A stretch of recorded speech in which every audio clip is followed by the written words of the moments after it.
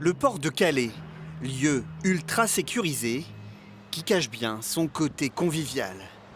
Des millions de voyageurs sont passés ici, mais aujourd'hui l'ancienne gare maritime sonne vide, endroit abandonné, ou presque. Allez, on traque.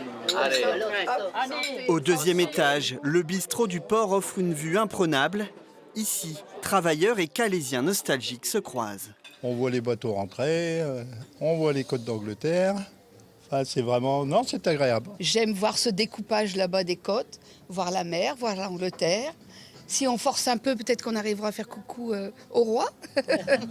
Là, vous avez les lasagnes au saumon, la côte de veau, la sauce forestière. Une cuisine simple, certains plats à moins de 10 €. Le Self offre un large choix aux clients. Je pense qu'on va se laisser tenter par le faux filet. La côte de veau. La côte de veau forestière.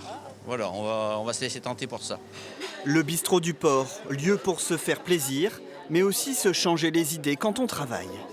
C'est un peu la cantine du port, je suis habitué à manger à la gamelle. Par contre, c'est vrai que pour des fois différencier du lieu de travail, ça permet de s'évader un peu, même si on reste sur le port. Mais c'est surtout la vue exceptionnelle qu'on peut avoir à partir de ce lieu de repas. Ouais. Ça allie autant côté pratique, confort, convivialité. Donc oui, pour ça, on est preneur, quoi.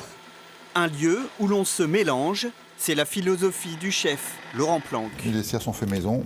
Avec son épouse, il a voulu redonner vie à ce restaurant à l'abandon depuis l'ouverture du nouveau port, à quelques kilomètres. C'est le lieu des Calaisiens qui ont connu et qui sont contents de trouver ce lieu. Et les anciens qui ont travaillé sur le port, alors eux, c'est vraiment ils sont hyper ravis que ce soit réouvert et que ce soit comme ça. Nostalgie des années 80 et 90, quand les voyageurs s'accordaient une pause avant de prendre le ferry dans ce même terminal passager. Lieu incontournable aussi pour les Calaisiens, venus voir le ballet des ferries. C'était le cas de Karine Planck, la gérante, fière de reprendre ce restaurant qui a marqué sa jeunesse. Je venais ici bien avant d'y travailler. Je venais avec mes parents, j'y ai amené mes filles également. Le dimanche, c'était sympa. Et d'ailleurs, de toute façon, le dimanche, nous retrouvons cette ambiance familiale. Le bistrot du port doit encore se faire un nom, car les touristes en transit sont rares. Steve est le seul Anglais que nous ayons croisé.